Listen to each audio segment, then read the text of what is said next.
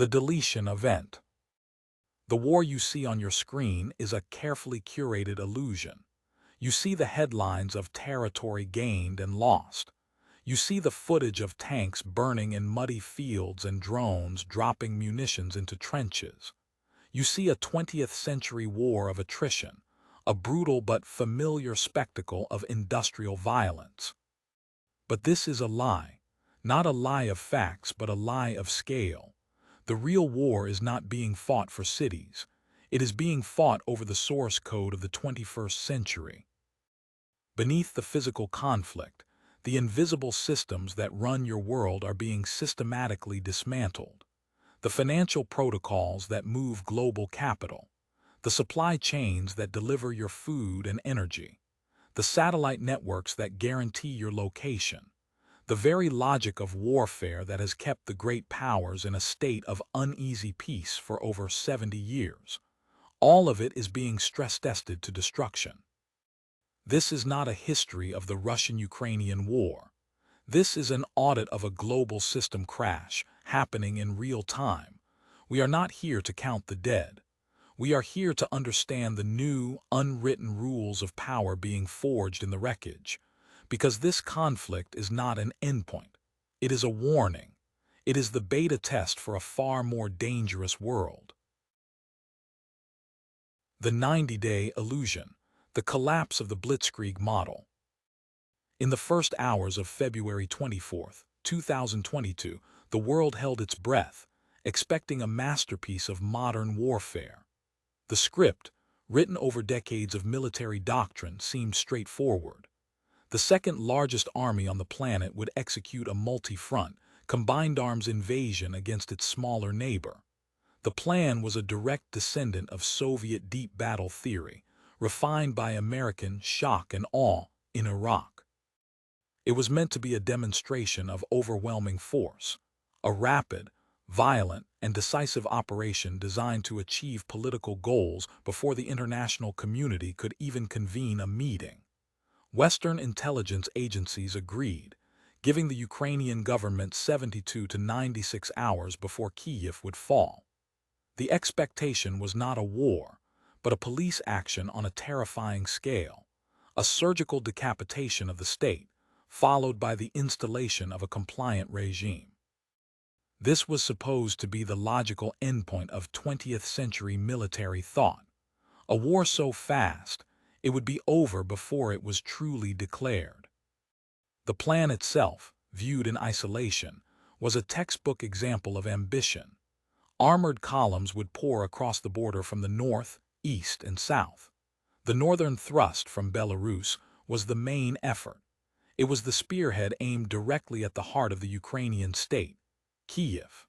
Elite VDV airborne forces would seize critical infrastructure, most notably Hostomel Airport, creating an air bridge to fly in thousands of reinforcements to strangle the capital. Meanwhile, other axes of advance would pin down Ukrainian forces in the Donbass and seize the southern coast to create a land bridge to Crimea. It was a complex, synchronized operation designed to paralyze Ukraine's command and control, shatter its military, and induce a state of systemic shock from which it could not recover. The underlying assumption was that the Ukrainian state was a brittle facade, and that the Ukrainian people, when faced with overwhelming power, would acquiesce. The war was designed to be won on the fourth day, not the 400th. But this elegant architecture of violence, so perfectly designed on paper, was about to collide with the most powerful force in warfare: friction. The term, coined by the Prussian general Karl von Clausewitz, describes the inescapable gap between a plan and its execution. Friction is the accumulation of countless small, unpredictable problems: mud, a broken radio, a missed order, bad intelligence, unexpected resistance. It is the entropy that grinds the gears of even the most sophisticated war machine to a halt.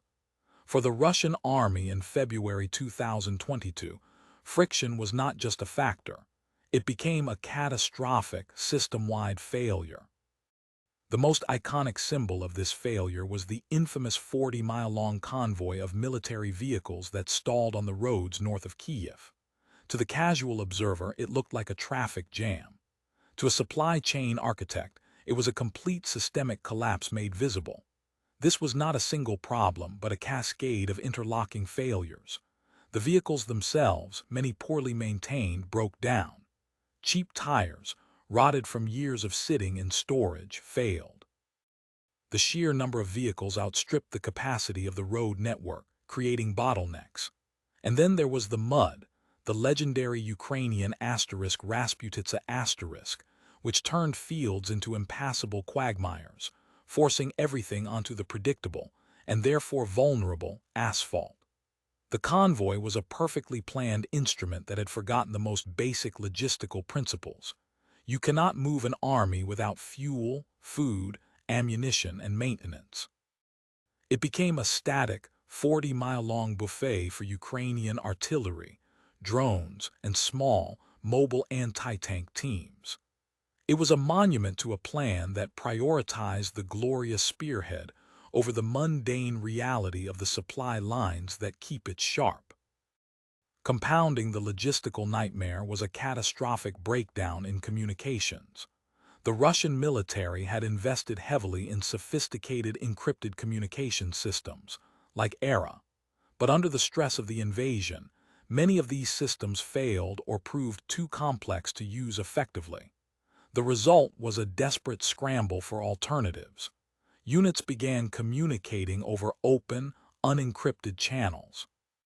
Soldiers used their personal cell phones, which connected to Ukrainian cell towers, effectively announcing their positions to Ukrainian signals intelligence. This wasn't just a security breach. It was a fatal vulnerability. It allowed Ukraine to see the Russian order of battle with stunning clarity, to anticipate movements, and, most critically, to target senior commanders. The unusually high number of Russian generals killed in the initial weeks was a direct result of this communications failure. The command structure was being decapitated from the top down because its nervous system had failed. The final, and perhaps most profound, failure was a failure of imagination. The entire Russian war plan was built on a fundamental misreading of the Ukrainian system itself. It assumed the Ukrainian military would fold, that the government would flee, and that the population would be, at best, apathetic. This was not just an intelligence failure. It was a systemic blind spot, a product of an ideology that refused to recognize Ukrainian agency or national identity. When the VDV landed at Hostomel, they expected to be met by a token, disorganized resistance. Instead, they were met by a ferocious counterattack from the Ukrainian National Guard. When Russian columns entered Ukrainian cities, they expected flowers. They were met with Molotov cocktails and citizens blocking tanks with their bare hands. The Russian plan was a rigid, top-down system designed to shatter a weak, centralized opponent, but it encountered a resilient, decentralized, and highly motivated network. Every Ukrainian soldier with a Javelin anti-tank missile, every civilian tracking troop movements on a smartphone app, became a node in a defensive web that the Russian behemoth could not comprehend, much less defeat. The plan had no contingency for this reality. It was a binary system. It either succeeded perfectly and instantly, or it failed completely. The collapse of the Kiev offensive was not merely a lost battle. It was the public death of a military doctrine. It proved that a 20th-century model of warfare, based on mass, centralization, and brute force, was dangerously obsolete in the 21st century. This initial failure was a data point of immense significance. It demonstrated that a complex, high-tech military system is only as strong as its weakest logistical link, its most insecure radio, and its most flawed assumption. The 90-day illusion shattered in less than a week, creating a strategic vacuum. The war that everyone expected was over. A new, more chaotic and technologically accelerated war was just beginning. The glass battlefield, Starlink, OSINT, and algorithmic war. As the Russian military's physical advance ground to a halt in the mud, a second, far more revolutionary war was just beginning. This conflict was not fought with tanks and artillery, but with bandwidth and data packets. It was a war for information supremacy, and it would fundamentally alter the nature of military command and control. In the hours after the invasion began, a Russian cyber attack targeted the Viasat satellite network, a key provider of internet services to the Ukrainian military and government. The goal was simple and classic: to blind the enemy, to sever the connection between the leadership and its forces on the ground, creating chaos and paralysis. In any previous conflict, this would have been a devastating, potentially war-winning blow. But this was not any previous conflict. Within days, a new constellation entered the war. Thousands of pizza box-sized satellite internet terminals, manufactured by SpaceX, began arriving in Ukraine. The Starlink system, a low-Earth orbit satellite network designed for commercial broadband, was never intended to be a military asset. Yet, it became the single most critical piece of infrastructure in the Ukrainian war effort. Unlike traditional geostationary satellites, which are large, distant, and relatively easy to jam or target, Starlink's massive, decentralized network of thousands of small, fast-moving satellites created a communications layer that was practically indestructible. For Russia's electronic warfare units, trying to jam Starlink was like trying to catch rain in a bucket. The moment they targeted one satellite, a user's terminal would simply connect to another one passing overhead. This provided Ukraine with something unprecedented in the history of warfare: a redundant, high bandwidth, and highly mobile communications network that operated entirely outside of the control of its adversary. It was the ultimate asymmetric advantage. While Russian commanders struggled with unencrypted radios, Ukrainian units on the front lines could stream high-definition drone video back to their command posts in real time. Artillery crews could receive precise targeting coordinates in seconds. President Zelensky could address his people and the world from a bunker in Kiev, projecting an image of defiance and stability when the Russian plan predicated his disappearance. Starlink didn't just provide communication, it provided resilience. It became the digital backbone of the entire Ukrainian state and military, a decentralized nervous system that could not be severed. But resilient communication was only one half of the information revolution. The other half was about making the enemy visible. For centuries, one of the central pillars of warfare has been the fog of war, the uncertainty and lack of information that commanders face on the battlefield. The side that can see through this fog most clearly holds an immense advantage. In Ukraine, this fog began to evaporate, and the battlefield became something new: a transparent or glass battlefield. This was not the result of some secret, high-tech military spy satellite program. It was the result of the mass democratization of intelligence gathering. This new ecosystem is known as OSINT, or Open Source Intelligence. It is intelligence derived from publicly and commercially available information. This includes everything from commercial satellite imagery to social media posts. For example, when Russian forces occupied Ukrainian towns, soldiers would post photos and videos to platforms like TikTok and Telegram. These posts, often geotagged, provided Ukrainian intelligence with a precise, real-time picture of Russian troop locations, morale, and equipment. The 40-mile convoy wasn't just tracked by military assets. It was tracked by civilians posting pictures on Twitter. This citizen-led intelligence was fused with an explosion of commercially available satellite data. Companies like Maxar and Planet Labs, which operate constellations of high-resolution imaging satellites, were providing daily, sometimes hourly, imagery of the entire conflict zone. This data, once the exclusive domain of superpowers, was now available to anyone with a credit card.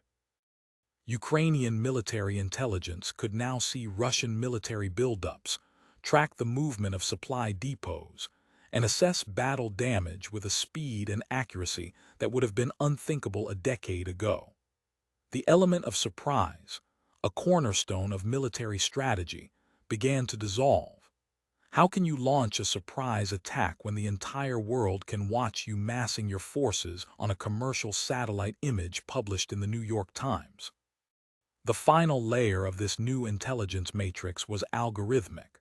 The sheer volume of data, from satellites, drones, social media, and signals intelligence, was too much for human analysts to process alone. Ukraine, with significant support from Western tech companies and intelligence agencies, began to employ sophisticated software to fuse these disparate data streams into a single, coherent operational picture. Algorithms could sift through terabytes of data, identify patterns, flag anomalies, and generate targeting solutions, radically accelerating the kill chain, the process of finding a target, identifying it, and destroying it. This is sometimes referred to as the Uber for artillery. A reconnaissance drone spots a target, its coordinates are fed into a targeting app, and the nearest available artillery unit is automatically assigned the fire mission. This represents a profound paradigm shift. The Russian military, operating with a traditional hierarchical command structure, was simply outmaneuvered in the information space. Their system was built for a world of paper maps and delayed reports. They were fighting an analog war against a digital opponent. Ukraine, by contrast, leveraged a flat, networked, and data-driven approach. Power was pushed down to the edges of the network, to the junior officer with a tablet and a Starlink connection. Access to real-time data became more valuable than the number of tanks in a division. This is the new reality of warfare. The winner is not necessarily the side with the biggest army, but the side with the best network and the fastest algorithm. The glass battlefield doesn't just change tactics, it rewrites the very definition of military power. The $5 revolution. How FPV drones ate the modern tank. If the glass battlefield represented a revolution in military intelligence, the next phase of the war would unleash a revolution in military hardware. This revolution did not emerge from the advanced research labs of a defense contractor like Lockheed Martin or Raytheon. It came from basements, garages, and small workshops across Ukraine. It was a bottom-up innovation, born of necessity, and it would challenge the very foundations of armored warfare. The agent of this change was not a hypersonic missile or a stealth fighter. It was a piece of technology familiar to hobbyists and drone racing enthusiasts around the world, the FPV, or first-person view, drone. An FPV drone is a simple, agile, and incredibly cheap quadcopter. It consists of a carbon fiber frame, 4 brushless motors, a flight controller, a camera, and a video transmitter. The pilot wears a pair of goggles that display a live feed from the drone's camera, giving them the immersive sensation of being in the cockpit. For years, this was a niche hobby. In Ukraine, it became a weapon of mass disruption. Soldiers realized that by strapping a simple explosive charge, like the warhead from an RPG-7 rocket, to one of these $500 drones, they could create a precision-guided missile on a shoestring budget. This was the birth of the kamikaze drone, a weapon that would come to dominate the battlefield. The power of the FPV drone lies in its profound economic and tactical asymmetry. A modern main battle tank, like a Russian T-90 or a German Leopard 2, is a marvel of 20th century engineering. It costs millions of dollars to produce. It is protected by layers of sophisticated composite armor and sometimes active protection systems designed to intercept incoming projectiles. It is the queen of the land battlefield, a symbol of industrial military power. The FPV drone completely inverts this logic. For the cost of a single tank, an army can field thousands of FPV drones. This is not just a cost advantage. It is a fundamental shift in the mathematics of attrition. The FPV drone attacks the tank where it is most vulnerable. A tank is designed to withstand frontal assaults, so its thickest armor is on the front of its turret and hull. The top, rear, and sides are significantly weaker. An FPV pilot, flying with the agility of a hummingbird, can easily bypass the frontal armor and strike these vulnerable points. They can fly into the narrow gap between the turret and the hull, target the engine block at the rear, or dive directly onto the thin top armor. Even if the drone's small warhead doesn't destroy the tank outright, it can damage its optics, its tracks, or its external sensors, rendering a multi-million-dollar asset combat ineffective. This is the military equivalent of death by 1,000 cuts. The proliferation of these drones has had a chilling effect on battlefield mobility. For 100 years, since the first tanks rolled across the fields of World War I, the core principle of offensive land warfare has been the armored assault. A concentration of tanks and armored vehicles would be used to break through enemy lines, creating a gap that infantry and other forces could exploit. The FPV drone makes this tactic almost suicidal. Any armored vehicle moving in the open is now a target, not just for traditional anti-tank weapons, but for a swarm of cheap, disposable, and incredibly precise flying bombs that can attack from any angle, at any time. The result is a battlefield that is increasingly lethal and static. Offensive maneuvers have become prohibitively costly. Both sides are now forced to disperse their forces, to dig in, and to rely on extensive electronic warfare to jam enemy drones and protect their own. The front lines have solidified into a vast network of trenches, minefields, and fortifications reminiscent of World War I. But this is World War I with a crucial difference. The sky is filled with thousands of tiny, intelligent eyes and weapons. This is not a technological regression. It is a technological acceleration towards a new kind of defensive stalemate. This phenomenon is a direct application of Moore's law to warfare. Moore's law is the observation that the number of transistors on a microchip doubles about every 2 years, leading to rapid increases in computing power and decreases in cost. Military hardware, by contrast, has traditionally followed the opposite trajectory, a concept known as Augustine's law, which notes that the cost of individual military platforms, like fighter jets and tanks, tends to grow exponentially over time. The FPV drone is a Moore's law weapon. It leverages cheap, commercially available components from the consumer electronics supply chain. Its capabilities are evolving at the speed of the software industry, not the speed of a bureaucratic defense procurement cycle. New flight controllers, better cameras, and more resilient video links are developed and deployed in a matter of weeks, not years. This creates an evolutionary arms race that is happening at a blistering pace. One side develops a new type of drone. The other side develops a new type of electronic jammer. The first side responds by developing drones that can autonomously switch frequencies to evade jamming, or even hunt down the source of the jamming signal. This rapid, iterative cycle of innovation is something that traditional, slow-moving military-industrial complexes are ill-equipped to handle. It is a war of adaptation, where the advantage goes to the side that can learn and evolve the fastest.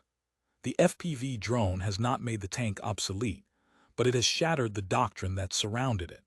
It proves that in modern warfare, the disruptive power of a cheap, intelligent and networked system can overcome the brute force of an expensive, monolithic platform. It is a $500 revolution that is forcing every army in the world to rethink the very nature of war on the ground.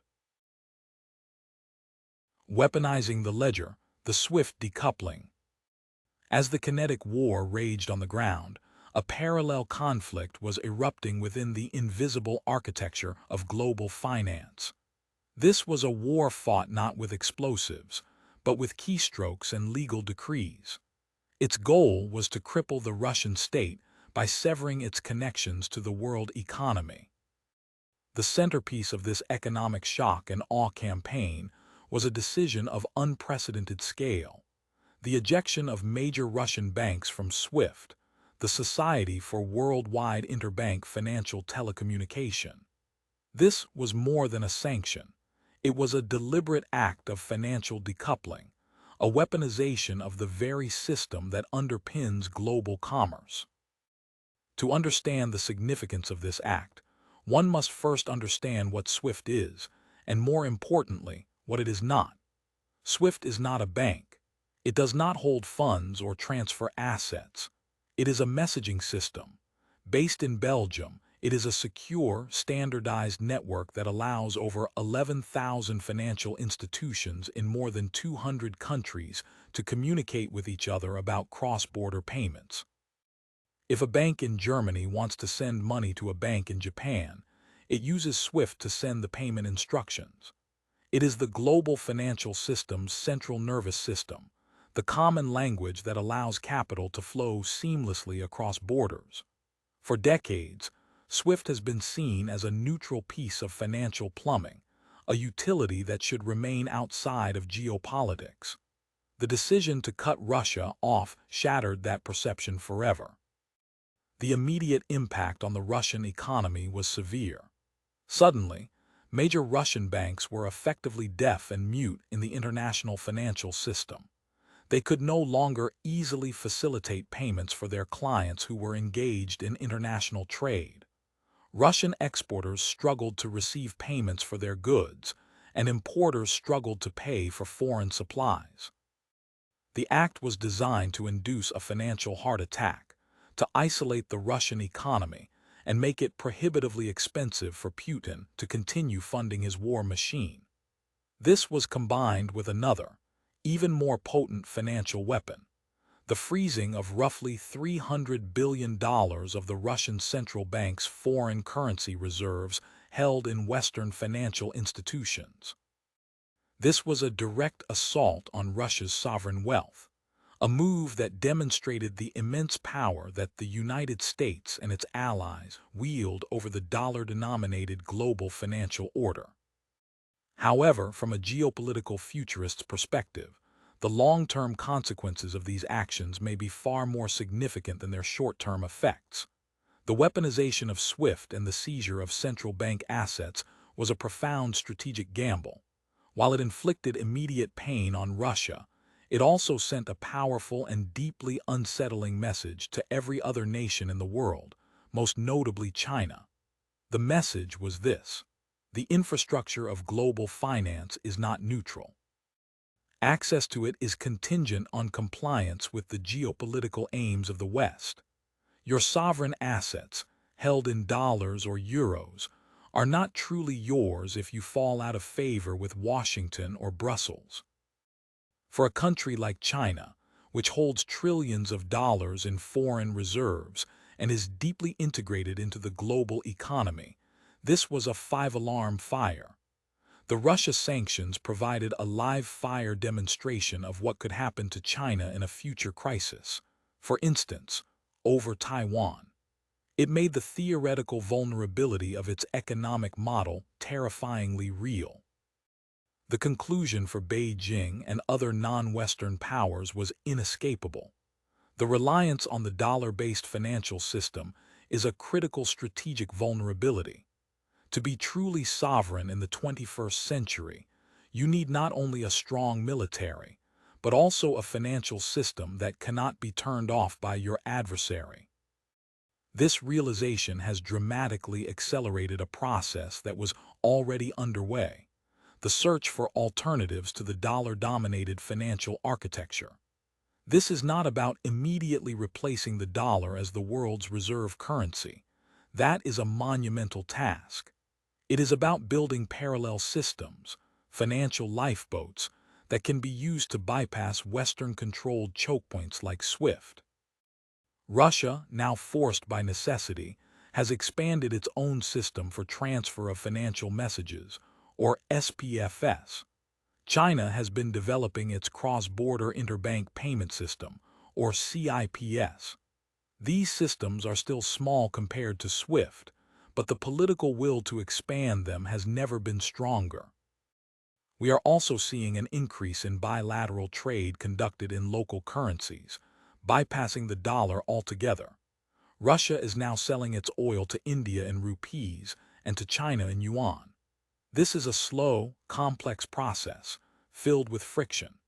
Trading in multiple, less convertible currencies is far less efficient than using a single, dominant global currency like the dollar. But nations are now willing to pay that inefficiency premium in exchange for strategic insulation. They are prioritizing resilience over pure economic efficiency. This is the second-order effect of the sanctions.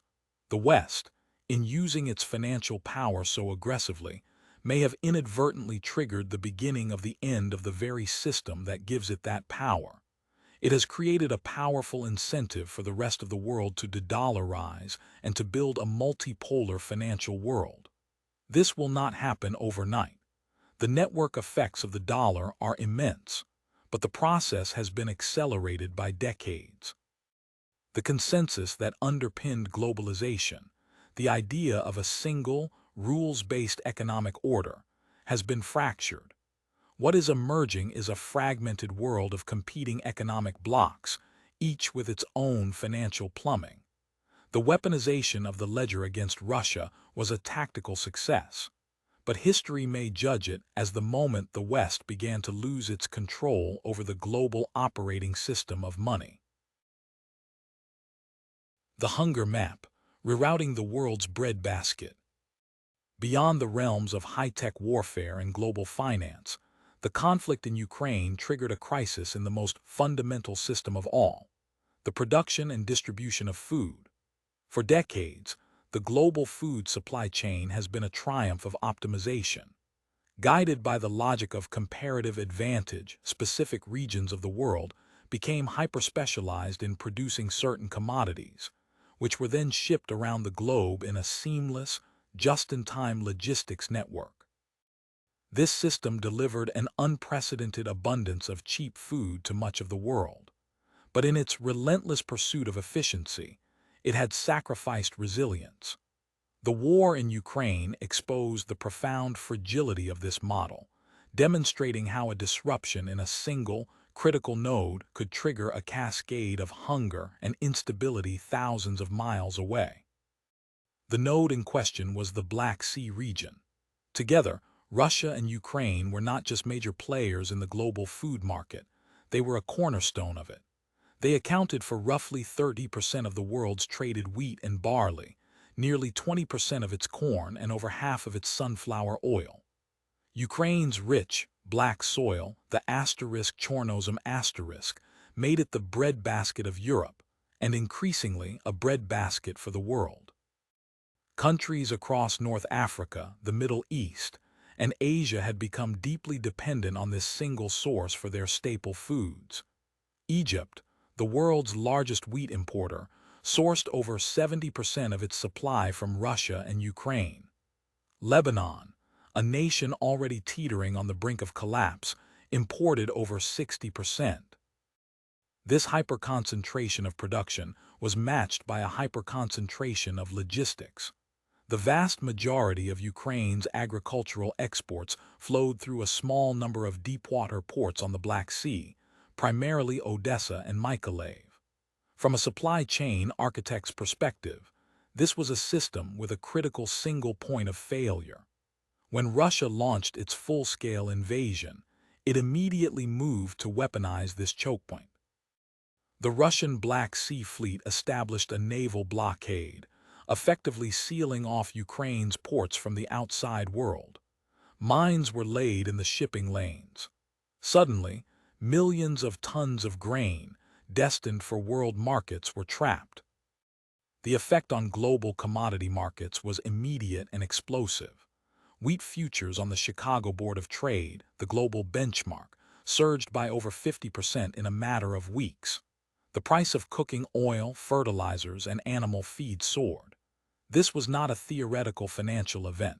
It had immediate, real-world consequences.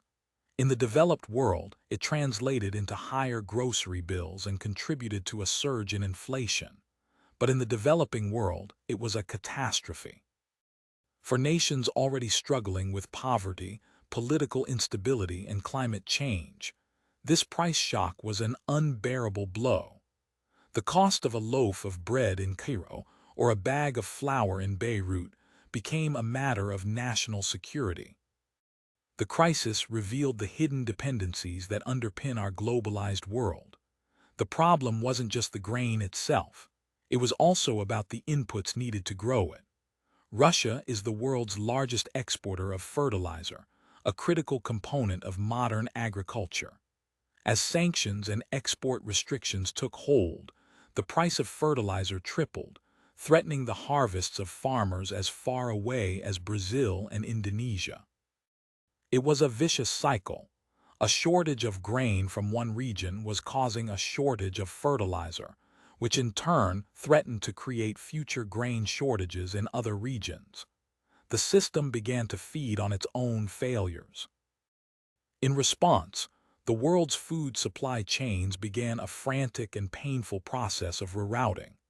This was not as simple as just buying wheat from another country. The entire logistical apparatus, from the grain silos and rail lines in Ukraine to the shipping contracts and insurance policies that govern maritime trade, had been optimized for the Black Sea route. Ukraine attempted to move some of its grain overland via rail and truck into Poland and Romania, but these routes were slow, expensive, and lacked the sheer capacity of the maritime corridor. They were a logistical tourniquet, not a cure. A temporary deal, brokered by Turkey and the United Nations, created a narrow humanitarian corridor for grain shipments, but it was a fragile and politically fraught solution, subject to the whims of the conflict. The more permanent solution was a structural shift in global trade flows. Nations that once relied on the Black Sea were now desperately seeking new suppliers. They turned to the United States, Canada, Australia, and Argentina. But these producers had their own limits, and the increased demand drove prices even higher. The global hunger map was being redrawn in real time. Countries with the ability to pay secured their supply, while the poorest were priced out of the market, facing the prospect of food riots and social unrest. The long-term consequence of this shock is a fundamental rethinking of the concept of food security. The era of blithely outsourcing a nation's food supply to the most efficient producer is likely over. Nations are now beginning to view food production through a national security lens. We are seeing a renewed emphasis on domestic agriculture, on building up strategic grain reserves, and on diversifying supply chains to avoid over-reliance on any single country or region. This shift from just-in-time to just-in-case will make the global food system more resilient, but it will also likely make it more expensive and less efficient. The war in Ukraine did not create the vulnerabilities in our global food system, but it held them up to the light with brutal clarity. It was a stress test that the system failed, and the price of that failure is being paid at the dinner table in every corner of the world. Europe's energy divorce, killing the Nord Stream dependency. For nearly 50 years, the economic relationship between Europe and Russia was built on a simple, powerful logic. Europe needed energy, and Russia had it in abundance. This relationship was not an accident. It was a deliberate, decades-long project of economic integration, codified in a vast network of pipelines that snaked across the continent like a steel vascular system. At the heart of this system was natural gas, the cheap, relatively clean fuel that powered German factories, heated French homes, and balanced European electricity grids. This interdependence was once hailed as a triumph of post-Cold War diplomacy, a concept known in Germany as Wandel durch Handel or change through trade. The theory was that by binding Russia's economy to Europe's, Moscow would become a more reliable and peaceful partner. The invasion of Ukraine proved this theory catastrophically wrong. The pipelines designed to foster peace had become instruments of coercion, and Europe found itself in the grip of a strategic dependency it could no longer tolerate. The scale of this dependency, particularly in Germany, the continent's industrial engine, was staggering. On the eve of the invasion, Germany sourced over 55% of its natural gas from Russia. This wasn't just a matter of convenience. The entire German economic model of high-value industrial exports was predicated on access to cheap energy. Entire sectors, from chemicals to automotive manufacturing, were structured around this single input.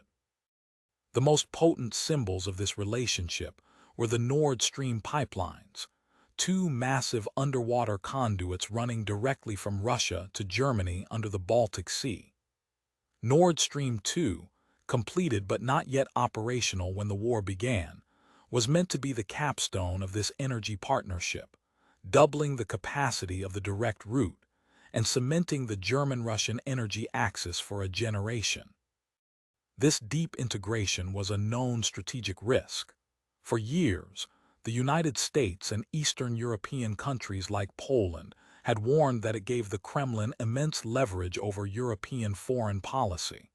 But for many in Western Europe, the economic benefits seemed to outweigh the geopolitical risks. The invasion of Ukraine shattered this calculus in a single day. The change through trade philosophy was dead. The new reality was that every euro spent on Russian gas was helping to fund the very war machine that was tearing Ukraine apart. Europe was faced with a stark choice: continue to fund its own strategic adversary, or undertake a painful, expensive, and incredibly rapid energy divorce. What followed was one of the most abrupt and consequential energy pivots in modern history.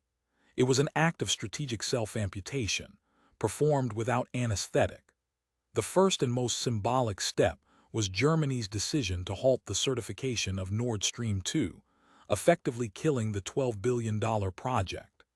This was followed by a series of escalating sanctions and a continent-wide scramble to untangle a half-century of economic and infrastructural ties. Russia, in turn, began to weaponize its control over the gas flows, throttling supplies through other pipelines in an attempt to blackmail Europe into submission, particularly ahead of the winter heating season. This culminated in the mysterious underwater explosions that ruptured the Nord Stream pipelines in September 2022. A final, violent severing of the main artery of the Russo-European energy relationship.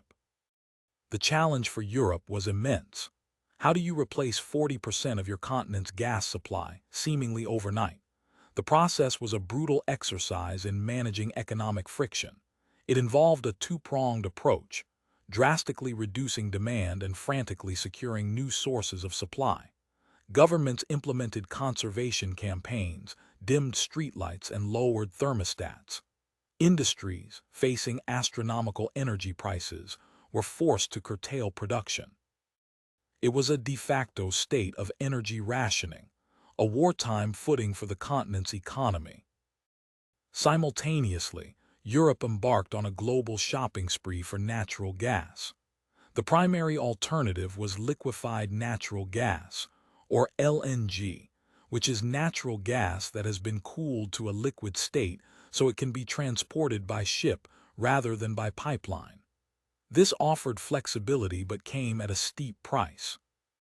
Europe, which had long neglected its LNG import infrastructure in favor of cheap Russian pipeline gas, now had to compete on the global spot market against established Asian buyers like Japan and South Korea. LNG prices skyrocketed to record highs. To get the gas to where it was needed, Germany and other nations rushed to build new LNG import terminals at a speed previously thought impossible, deploying floating storage and regasification units as a stopgap measure. This rapid shift has permanently reshaped the global energy map. A vast new transatlantic energy trade has been forged, with the United States, previously a minor supplier to Europe, now becoming its largest source of LNG. Gas that once might have gone to Asia is being rerouted to Europe, creating new patterns of competition and cooperation. The crisis also acted as a massive accelerant for Europe's green transition. The economic and security arguments for weaning the continent off fossil fuels have never been stronger. Investment in renewables, energy efficiency, and nuclear power has surged, as Europe seeks to build a new energy system based on domestic sources that cannot be weaponized by an external power. This energy divorce has come at a tremendous cost. It has fueled inflation, pushed European economies to the brink of recession, and required hundreds of billions of euros in government subsidies to shield consumers and businesses from the price shock. It was a painful but necessary recalibration. The war forced Europe to confront the reality that energy is not just a commodity, it is a fundamental component of national security. The era of cheap Russian gas is over. In its place, a new, more expensive, but ultimately more resilient and geopolitically independent European energy system is being born out of the crucible of war. The new Iron Curtain, a demographic and industrial split. The cumulative effect of the technological, financial, and energy shocks is the emergence of a new, hard reality in Europe. This is not a temporary crisis or a frozen conflict that can be managed with diplomatic agreements and peacekeeping forces. What is being constructed is a permanent, systemic divide, a 21st century Iron Curtain that is not just ideological, but also physical, demographic, and industrial. The period of post-Cold War integration is over.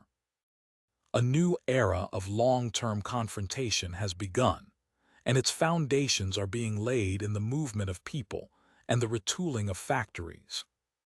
This new curtain is being forged, first and foremost, by a demographic earthquake. The war has triggered the largest movement of people in Europe since the Second World War. On one side, millions of Ukrainians, overwhelmingly women, children, and the elderly, have fled the violence, seeking refuge primarily in the European Union. This is not just a humanitarian crisis. It is a demographic transfer of immense strategic consequence. For Ukraine, it represents a devastating loss of human capital that will take a generation to recover, if ever. For Europe, particularly countries like Poland and Germany, it is a massive, instantaneous demographic infusion that will reshape their societies and labor markets for years to come.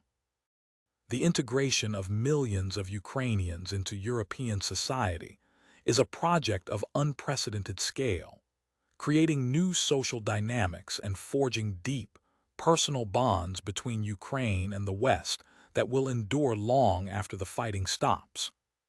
Simultaneously, a second, less visible migration is flowing in the opposite direction.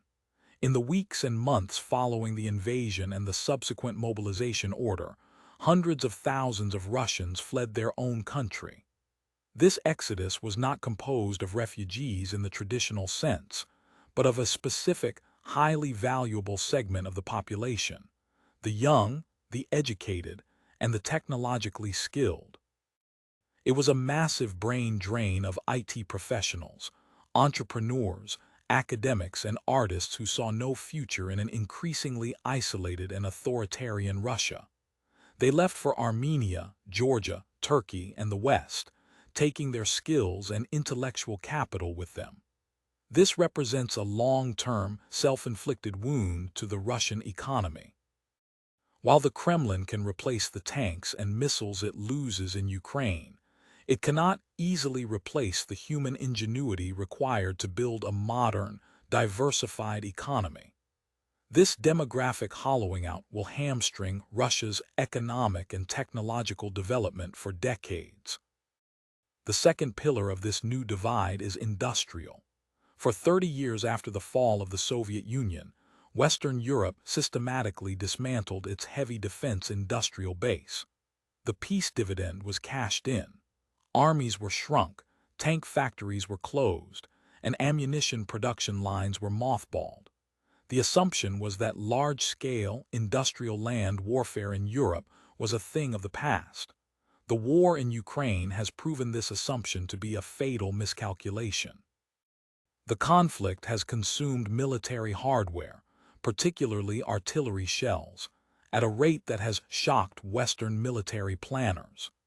The initial stockpiles of weapons sent to Ukraine were depleted with terrifying speed, revealing the atrophied state of the Western defense industry. This realization has triggered a frantic, continent-wide industrial reboot. The peace dividend is over. A new era of rearmament has begun. Nations across NATO, from Germany to Poland, have announced historic increases in their defense budgets. Long-dormant production lines for artillery shells, air defense systems, and armored vehicles are being reactivated and expanded. This is not a short-term surge to supply Ukraine. It is a long-term structural shift in economic priorities, a recognition that European security can no longer be outsourced to the United States or predicated on the hope of peaceful relations with Russia. This industrial reawakening is creating a new economic geography in Europe. A corridor of frontline states, from Finland in the north down through the Baltics, Poland and Romania in the south, is becoming heavily militarized. These nations are not just buying new equipment, they are becoming hubs for defense production and logistics, deeply integrated into a new transatlantic security supply chain. This creates a powerful economic and political bloc within NATO and the EU, one whose strategic focus is permanently oriented towards containing a hostile Russia. Taken together, these demographic and industrial shifts are creating a continental divide that is far more tangible and permanent than the ideological line of the Cold War. The old Iron Curtain was a line on a map, enforced by guards and barbed wire. The new Iron Curtain is a self-sorting system. It is a divide between a technologically advanced, demographically dynamic, and industrially rearming Europe, and a Russia that is becoming progressively poorer, more isolated, less technologically advanced, and demographically weaker. This is not a temporary state of affairs. The human and industrial capital that has now been reallocated across the continent will not simply flow back if a ceasefire is signed tomorrow. The trust has been broken, the supply chains have been rerouted, and the strategic calculus has been permanently altered. A new, hard border has been drawn, not by politicians, but by the irreversible logic of war. The Proxy Playbook, a live-fire rehearsal for Taiwan.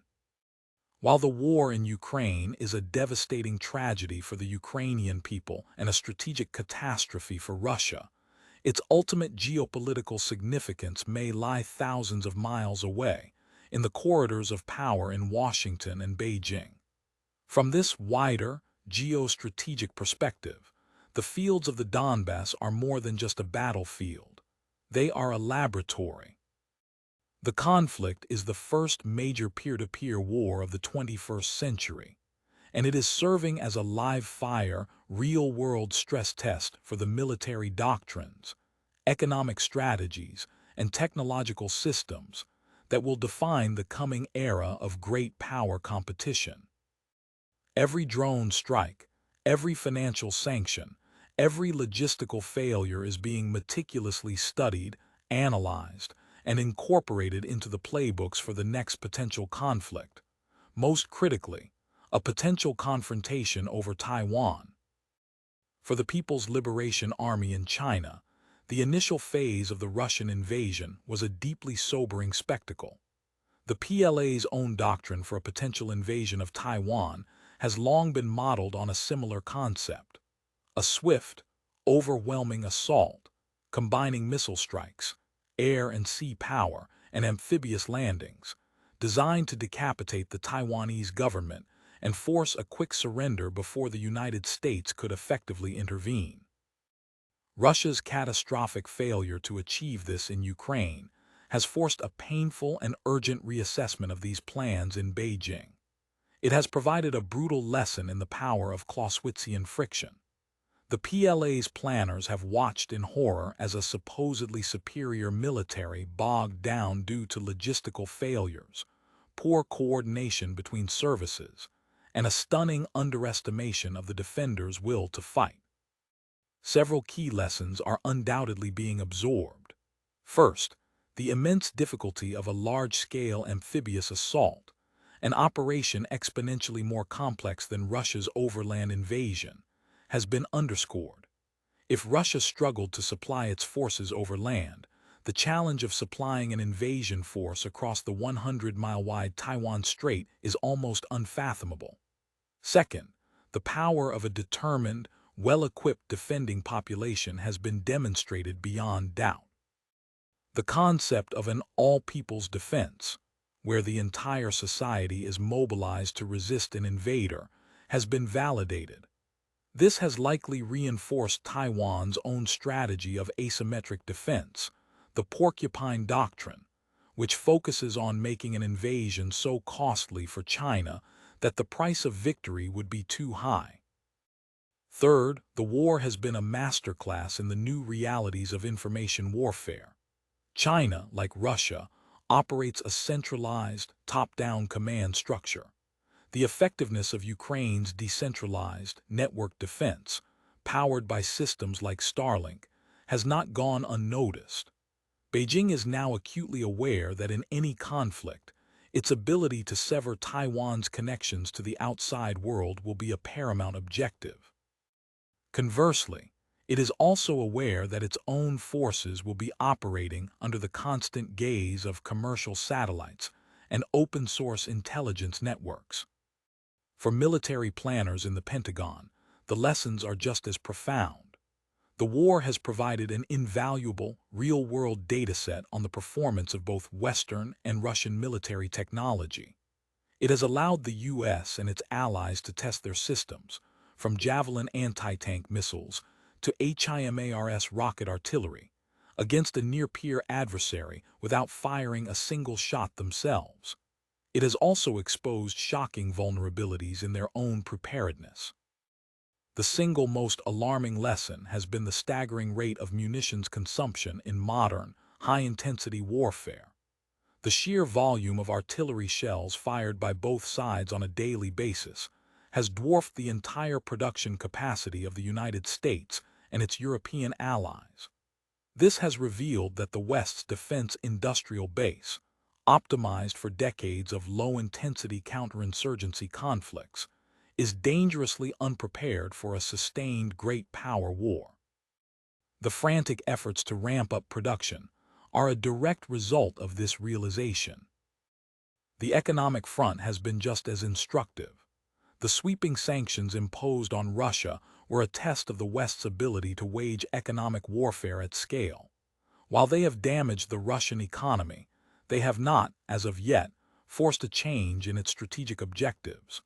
For Washington, this has provided crucial data on the efficacy and limitations of sanctions as a tool of statecraft. For Beijing, it has been a full-scale demonstration of its own vulnerabilities. China's economy is far more integrated into the global system than Russia's ever was. The lesson for the Chinese Communist Party is clear.